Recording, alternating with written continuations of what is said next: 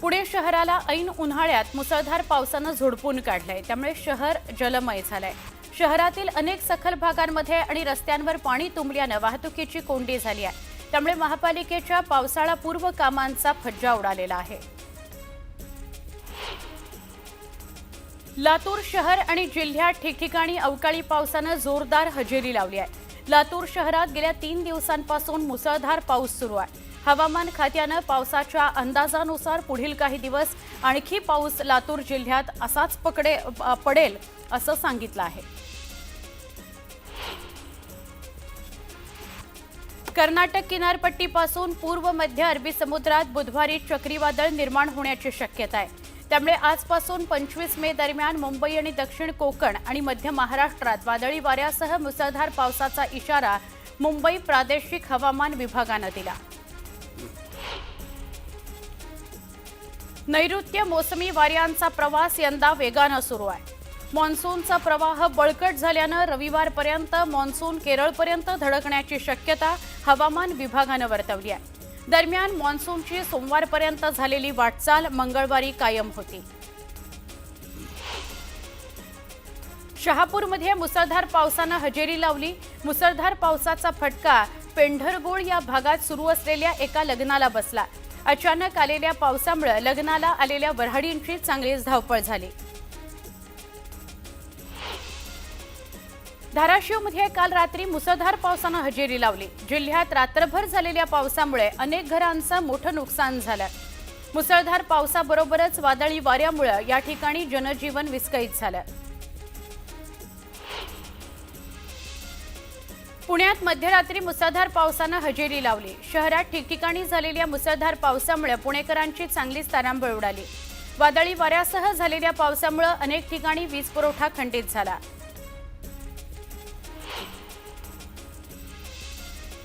वर्ध्यात झालेल्या जोरदार पावसामुळे शहराबाजूच्या ग्रामीण भागाला फटका बसला। काही ठिकाणी घरावरचे टीनचे पत्रे, विजेचे खांब कोसळले।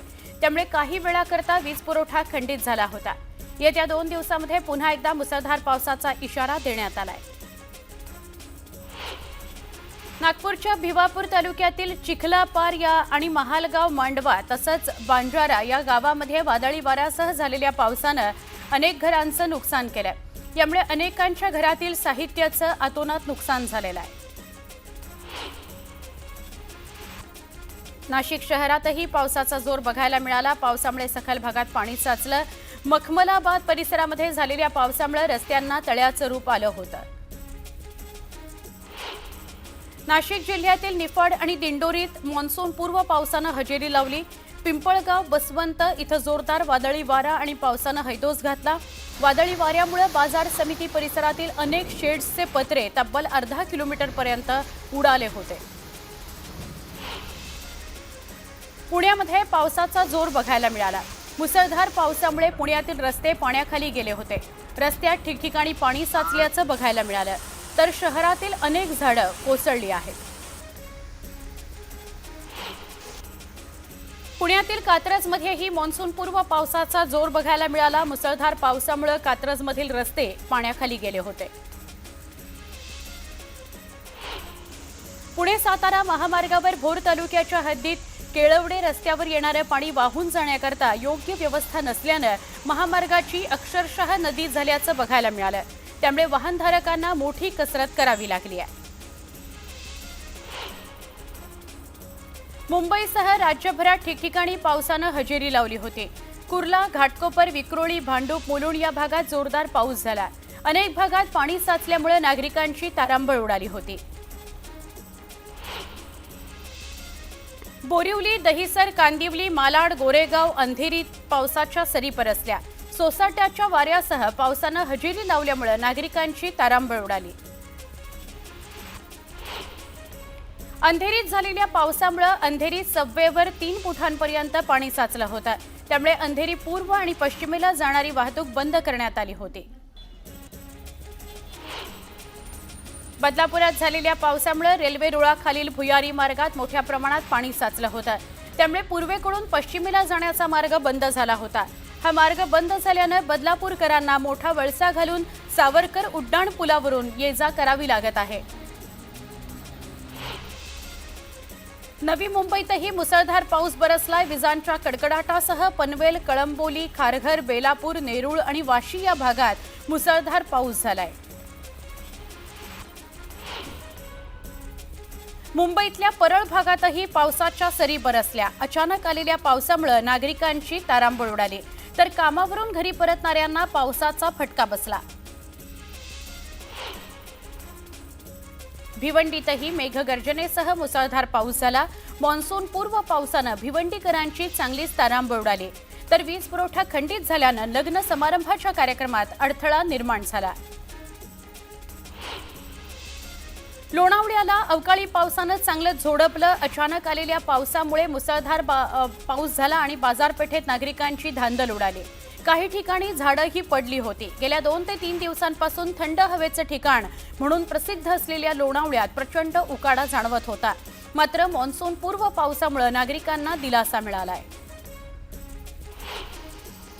पुणे जिल्ह्याच्या आंबेगाव तालुक्यातही जोरदार मान्सून पूर्व पाऊस बरसला। मान्सून पूर्व पावसानं पुणे नाशिक महामार्गावरचं पाणीच पाणी झालं, तर महामार्गाच्या बाजूला असलेल्या घरातही पावसाचं पाणी शिरलं। महाराष्ट्र आणि गोव्याजवळ अरबी समुद्रात 21 मे पासून कमी दाबाचा पट्टा तयार होण्याचा अंदाज हवामान विभागानं वर्तवलाय। 24 मे पर्यंत तो अधिक तीव्र होऊन उत्तरेकडे सरकू शकतो। राज्याच्या किनाऱ्याला थेट धोका नसला तरी याचा परिणाम म्हणून समुद्र खवळलेला राहण्याची शक्यता आहे।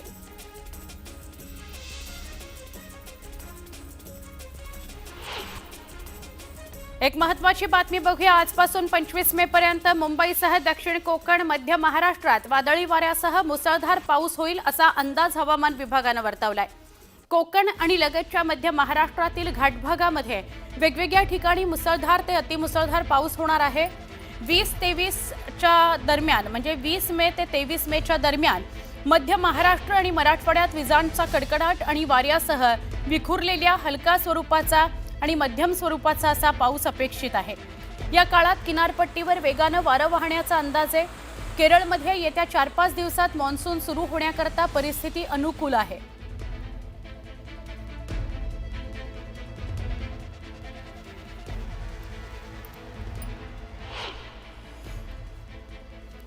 पिंपरी चिंचवड शहरातील 100हून अधिक सदनिका असलेल्या गृहनिर्माण सोसायट्यांना सांडपाणी प्रक्रिया प्रकल्प कार्यान्वित करण्याबाबत 3 वेळा नोटिसा देण्यात आल्या। मात्र त्यानंतरही या नोटिसांकडे दुर्लक्ष करणाऱ्या 184 सोसायट्यांचे नळजोड बंद करण्याचा निर्णय महापालिकेनं घेतलाय।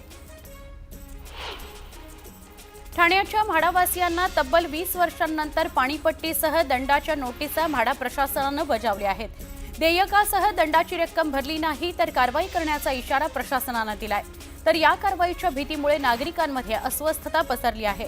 त्याच्या मदतीकरता सत्ताधारी पक्षाचे नेते पुढे सरसावलेत। गृहराज्यमंत्री योगेश कदम यांनी मुंबई मेट्रोनं प्रवास केला। मुंबईत मंगळवारी रात्री अचानक सुरू झालेल्या पावसामुळे शहरातील रस्त्यांवर मोठ्या प्रमाणावर वाहतूक कोंडी झाली। यामुळे वेळ वाचवण्याकरता आणि प्रवास अधिक सुलभ करण्याकरता त्यांनी मेट्रोनं प्रवास केला। यावेळी त्यांनी मेट्रोच्या नियोजनाचं कौतुक केलं। मुंबई, ठाणे, नवी मुंबई, कल्याण, डोंबिवली, पनवेल, उल्हासनगर, अंबरनाथ, बदलापूर या शहरांचा पाण्याचा प्रश्न सोडवण्याकरता प्रयत्न केले जाणार आहेत। याकरता 2 धरणं बांधायला राज्य मंत्रिमंडळाच्या बैठकीत मंजुरी देण्यात आली आहे। राज्यात ॲप आधारित प्रवासी सेवेत विनाकारण फेरी रद्द करणाऱ्या चालकाला एकूण भाड्याच्या 10% किंवा ₹100 दंड आकारण्याची तरतूद करण्यात आली आहे। त्याचबरोबर काहीही कारण न देता प्रवाशानं ही फेरी रद्द केल्यास त्यांनाही 5% किंवा ₹50 दंड आकारण्याची तरतूद धोरणात करण्यात आली आहे। जळगावच्या यावलमध्ये दुचाकी आणि स्कूल बसची जोरदार धडक झाली। अपघातात दुचाकीवरील दोघांचा जागीच मृत्यू झाला। जळगाव जिल्ह्यातील जामनेरमध्ये ट्रॅक्टरचा भीषण अपघात झाला। चालकाचं ट्रॅक्टरवरचं नियंत्रण सुटल्यानं 20 फूट खोल दरीत कोसळून चालकाचा जागीच मृत्यू झाला। नागपूर बिलासपूर मार्गावर रेल्वेनं प्रवास करणाऱ्या प्रवाशांची संख्या मोठ्या प्रमाणावर वाढल्यानं रेल्वे प्रशासनाला चांगलाच हुरूप आला। या पार्श्वभूमीवर वंदे भारत एक्सप्रेसच्या संरचनेमध्ये बदल करून या ट्रेनला आणखी 8 कोच जोडण्याचा निर्णय रेल्वे प्रशासनानं घेतला आहे। जून महिन्याच्या पहिल्याच आठवड्यात मुंबईत पाऊस दाखल होणार आहे। पावसाळ्याआधी मुंबई महापालिकेची सगळी यंत्रणा सज्ज झाली आहे। दरड पडणे, इमारतीच्या दुर्घटना घडणे यासारख्या घटनांमध्ये बचाव आणि मदतकार्याकरता मुंबई अग्निशमन दलाबरोबरच एनडीआरएफचं पथक मुंबईसह पूर्व आणि पश्चिम उपनगरांमध्ये तैनात ठेवलं गेलेलं आहे। ठाण्यामध्ये महापालिकेच्या टेमघर जलशुद्धीकरण केंद्र हा पावसाळ्यापूर्वीच्या कामांकरता आज 12 तासांकरता वितरण बंद करण्याचा निर्णय घेतला गेलाय। त्यामुळे गुरुवारी दुपारी 12 वाजल्यापासून शुक्रवारी दुपारी 12 वाजेपर्यंत 24 तासांकरता ठाणे दरम्यान पाणी पुरवठा बंद राहणार आहे। शैक्षणिक वर्ष 2025-26 साठी 3 वर्ष कालावधीच्या पूर्णवेळ पोस्ट एसएससी पदविका अभियांत्रिकी आणि तंत्रज्ञान आणि वास्तुकला अभ्यासक्रमाच्या प्रथम वर्षाच्या प्रवेश प्रक्रियेकरता ऑनलाईन अर्ज नोंदणीचं वेळापत्रक जाहीर करण्यात आलंय। विद्यार्थ्यांना 16 जून पर्यंत ऑनलाईन पद्धतीनं अर्ज करता येणार आहेत। अण्णासाहेब पाटील आर्थिक विकास महामंडळाचं कर्ज देण्याच्या नावाखाली बेरोजगारांना गंडा घालण्याचा प्रकार समोर आलाय। महामंडळाचं कर्ज आणि व्याज परतावा मिळवून देण्याच्या नावाखाली हजारो रुपये तरुणांकडून उकळत आहेत। या प्रकारची महामंडळाचे अध्यक्ष नरेंद्र पाटील यांनी दखल घेतली आणि थेट पोलीस ठाणा गाठलं। पालघरला नवं उपप्रादेशिक परिवहन कार्यालय मंजूर झालंय। आता पालघर जिल्ह्याला MH60 ही नवीन परिवहन ओळख मिळाली आहे, अशी माहिती परिवहन मंत्री श्री प्रताप सरनाईक यांनी दिली। पुण्याचे माजी आमदार रवींद्र धंगेकर यांनी शिवसेनेमध्ये प्रवेश केला। त्यांची पुणे महानगर प्रमुखपदी नियुक्ती करून राजकीय पुनर्वसन करण्यात आलंय। नाशिक आणि ठाण्याच्या धर्तीवर पुण्यातही महानगर प्रमुखपद निर्माण करण्यात आलंय। समाजातील दुर्बल घटकातील बालकांना उच्च दर्जाचं शिक्षण घेण्याकरता 2025-26 वर्षाकरता RTE प्रवेश प्रक्रिया राबवण्यात आली। ठाण्यातील 627 शाळांमधील 11,322 जागांवर प्रवेश प्रक्रिया राबवण्यात आली। 25,000 अर्जांपैकी 14,000 विद्यार्थ्यांची निवड करण्यात आली।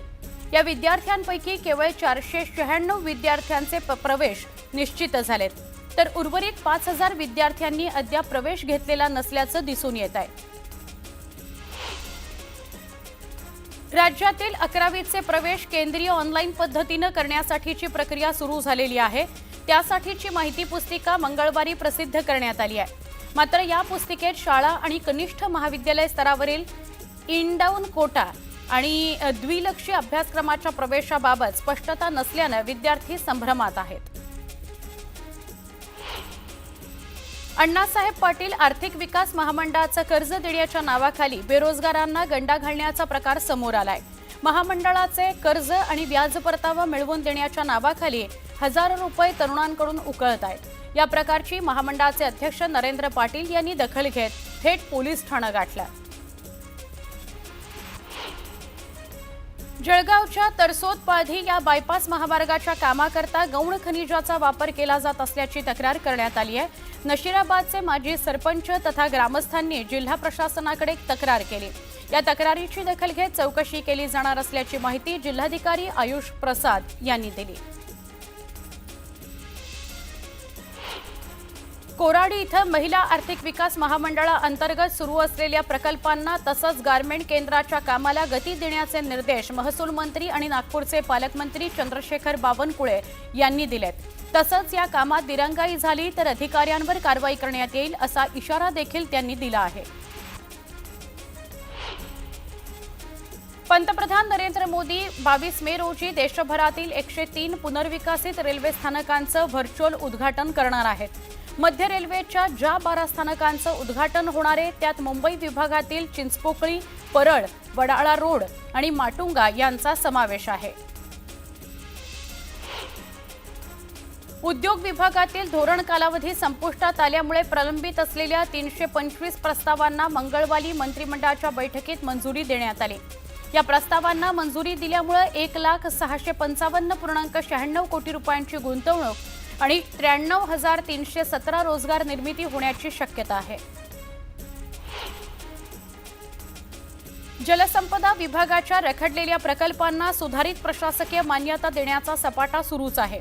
राज्य मंत्रिमंडळाच्या बैठकीत 18,618 कोटींच्या 4 कामांना सुधारित प्रशासकीय मान्यता देण्यात आली। यामध्ये धुळे आणि सिंधुदुर्ग जिल्ह्यातील प्रत्येकी 1 आणि रायगड जिल्ह्यातील 2 कामांचा समावेश आहे। पाकिस्तानसाठी हेरगिरी करणारी हरियाणाची यूट्यूबर ज्योती मल्होत्राचे बिहार कनेक्शन समोर आले। ज्योती भागलपूरमधील सुलतानगंज इथे 4 वेळा येऊन गेली होती। पोलिसांच्या तपासात ही माहिती समोर आली। याशिवाय ती देवघर आणि बासुकीनाथ इथेही काही काळ वास्तव्याला होती असंही पोलीस सूत्रांकडून समजतंय। पहलगाम दहशतवादी हल्ल्यानंतर हिंदुस्थाननं पाकिस्तान आणि पाकव्याप्त काश्मीरमध्ये ऑपरेशन सिंदूर राबवलं। ऑपरेशन सिंदूरमध्ये पाकिस्तानच्या आत घुसून हिंदुस्थानी सैन्यानं कारवाई केली। या कारवाईमुळे पाकिस्तानची मोठी नाचक्की झाली। पण भारतावर कुरघोडी करण्याचा प्रयत्न करत पाकिस्ताननं लष्कर प्रमुख जनरल असीम मुनीरचं प्रमोशन केलं। मुनीरला फील्ड मार्शल बनवलं आहे। देशाचे चीफ जस्टिस गवई यांनी खुर्चीची आणि स्वतःची गरिमा राखली आहे असं वक्तव्य प्रकाश आंबेडकरांनी केलं। तर ज्यांनी मानसन्मान राखला नाही अशा सेक्रेटरींना नोटीस पाठवण्याची मागणी त्यांनी केली आहे।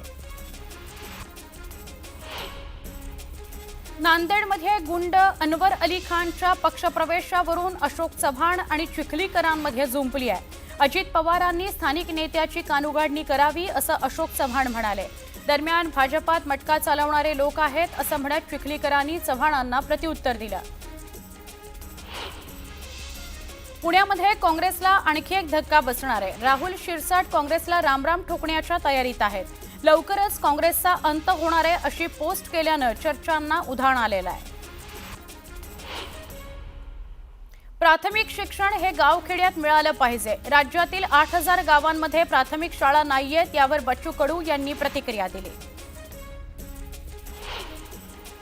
नागपुरात बनावट जीएसटी बिल तयार करून 150 कोटींची फसवणूक केल्याप्रकरणी 20 जणांच्या टोळीचा पर्दाफाश करण्यात आलाय। नागपूर पोलिसांच्या गुन्हे शाखेनं या रॅकेटचा भंडाफोड केला। यावेळी पोलिसांनी रॅकेटच्या सूत्रधारासह 5 आरोपींना अटक केली आहे।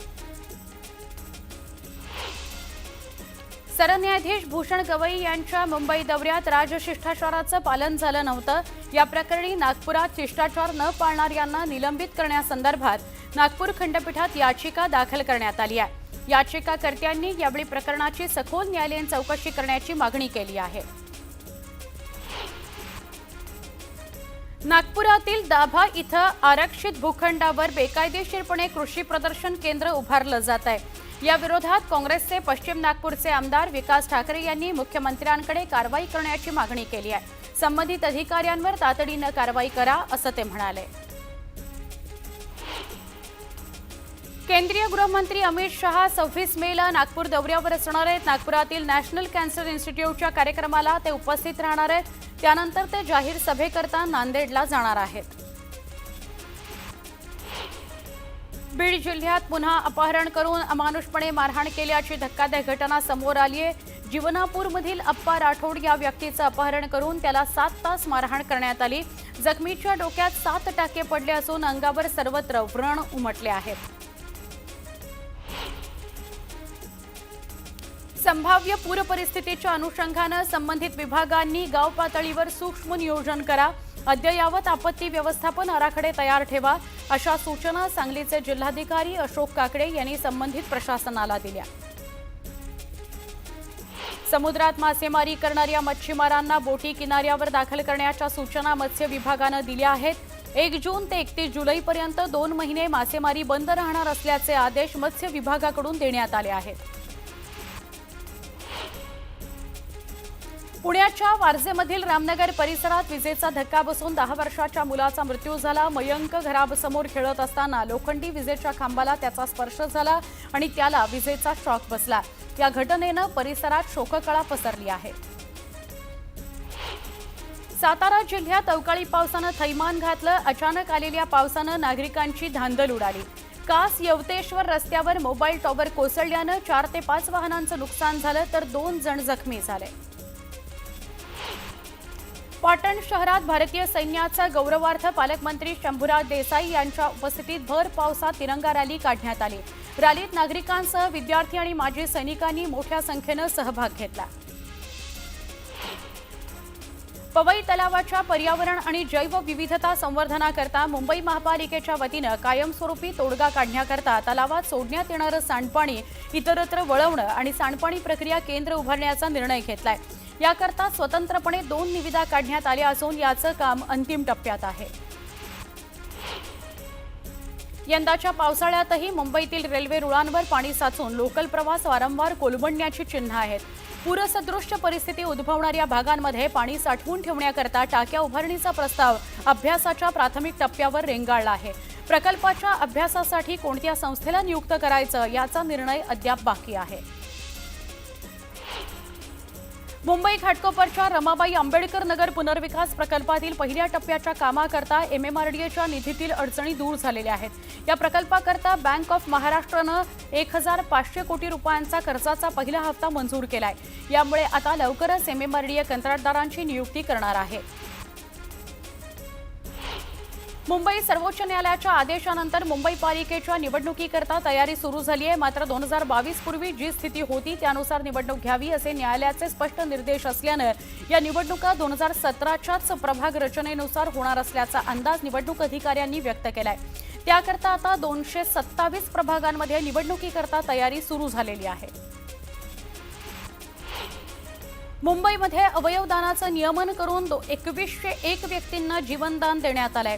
देशातील पहिल्या मुंबई विभागीय प्रत्यारोपण समन्वय समितीला यंदा 25 वर्ष पूर्ण झाली असून संस्थेनं आतापर्यंत 731 मेंदू मृतदात्यांच्या अवयवदानाचं नियमन केलेलं आहे। या रौप्य महोत्सवानिमित्तानं काही अवयवदात्या कुटुंबातील सदस्यांचा सायन रुग्णालयामध्ये सत्कार करण्यात येणार आहे। उरणमध्ये मोराभाऊचा धक्का या सागरी मार्गावरील प्रवासी वाहतूक तिकीट दरात वाढ करण्यात आली। 26 मे पासून पावसाळी हंगामाकरता 25 रुपयांची वाढ करण्यात येणार असून या दरवाढीमुळे सागरी प्रवास 80 रुपयांवरून 105 रुपयांपर्यंत जाणार आहे। राज्य मंत्रिमंडळातील 42 पैकी 24 म्हणजे तब्बल 57% मंत्री हे केवळ 7 जिल्ह्यांचे आहेत। 15 जिल्ह्यांमधून एकालाही मंत्रिमंडळात स्थान नाही। याचा अर्थ 41% जिल्हे मंत्रिपदापासून वंचित आहेत। राज्यातील विविध जिल्ह्यांमध्ये मान्सूनपूर्व वादळी पावसानं राज्याला झोडपलं। वीज पडून 4 जणांचा मृत्यू झाला। अनेक ठिकाणी छतांवरील पत्रे झाडं उन्मळून पडली। तसंच पशुधन दगावल्यानं शेतकऱ्यांचं मोठं नुकसान झालं। भारत पाकिस्तानमधील संघर्षादरम्यान सुरक्षेच्या कारणास्तव सिद्धिविनायक मंदिरात पूजा साहित्य घेऊन जाण्यास घालण्यात आलेली बंदी उठवण्यात आली। सिद्धिविनायक मंदिरात हार पेढे नेण्यास आता परवानगी आहे। नारळ नेण्यास मात्र काही दिवस बंदी असणार आहे। महाराष्ट्रातील जनतेला उष्णतेचा सर्वाधिक धोका बसल्याची आकडेवारी समोर आली आहे। त्यातून 75% जिल्हे हे हाय रिस्कमध्ये आहेत असं एका अभ्यासातून समोर आलंय। मुंबईच्या देवनार इथल्या कचरा भूमीवर येत्या 2 वर्षात बायोगॅस प्रकल्प उभारण्यात येणार आहे। त्याकरता महानगर गॅस कंपनीला कचरा भूमीवर काही भूभाग 20 वर्षांकरता भाड्यानं देण्याबाबतचा निर्णय राज्य सरकारनं घेतला आहे। या जागेवर कंपनीच्या वतीनं 1000 मेट्रिक टन कचऱ्यापासून बायोगॅस निर्मिती केली जाणार आहे। लसणाचे दर आता पुन्हा 15 ते 20% वाढलेत। लसूण 30 ते 40 रुपयांनी महाग झाल्यानं गृहिणींच्या किचन बजेटला देखील महागाईची फोडणी बसते आहे। किरकोळ बाजारातही लसणाचे दर 140 ते 200 रुपये किलोपर्यंत गेले आहेत। तर APMC मार्केटमध्ये कांदा बटाटा बाजारात लसूण आवक घटल्यानं दरात पुन्हा एकदा उसळी बघायला मिळते। गणपती बाप्पाचं 27 ऑगस्टला आगमन होणार आहे। सार्वजनिक गणेशोत्सव मंडळांनी आपल्या मूर्ती आरक्षित करायला सुरुवात केली आहे। मात्र शाडूच्या मातीपासून गणेश मूर्तीचा खर्च जास्त असल्यामुळे मूर्तिकारांनी थेट मोठ्या गणेश मूर्तीची किंमत प्रति फूट 1.5 लाख रुपये ठेवली आहे आणि त्यामुळे सार्वजनिक गणेशोत्सव मंडळांपुढे मोठी अडचण निर्माण झालेली आहे।